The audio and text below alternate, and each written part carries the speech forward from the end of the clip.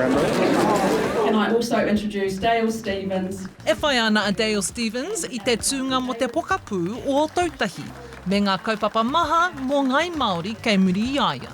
Ko au te uri no Te Rarawa, no te nota, ko whangataua te maunga, ko kareri kuru te moana, ko wainui te marae. Engari, ko whānau au ki Ōtautahi, but I'd spent 20 years in the police, serious crime investigator. I've been a CEO in 4 different organisations, both here and overseas. Kei te tūranga namarua te kaumātoru o te Pāti Nāhinara, arā ko Stevens tērā, te tiamana o NZ Māori Tourism e tau whawhai ana mo te wā tuatoru mo te pokapū o Ōtautahi. Ka mutu he wheako ona I roto I te aopakihi, te rāngai hapori, te kāwanatanga arohe me tahi atu kaupapa. I've done a lot of work in economic development and especially for Māori Indigenous development.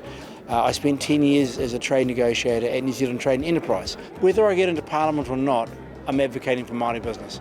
I love what Māori bring to our communities, what we have in the way of innovation and hard work and ingenuity and ideas, and I love seeing our rangatahi getting a little kernel, a ngako, and running with it and making something really good. Because it's always, what we've found through some of our research is that Māori aren't driven by profit as much as they're driven by community and culture. That's a flash mob on our wedding day. He pāpā Stevens Te Rarawa, toko ono ana tamariki a kei te piki haere te toko maha o ana moko puna. Ko tōna tūmanako, ka whakahoki I ngā hua ki te taone, nāna tōna whānau I whakatipu. I still see some stuff to be done. The city's not finished, the square's got to be finished. But what we have got is some fantastic new sectors coming through. Health tech, bioeconomy, aerospace, clean tech, fintech, anything tech, AI.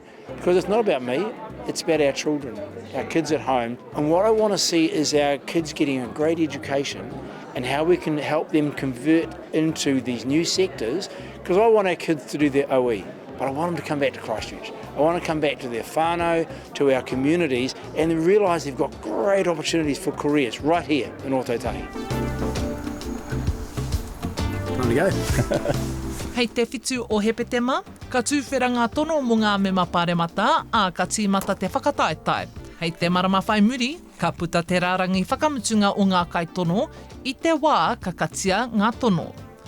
Hora-Kairangi Nicholas, Tahu News.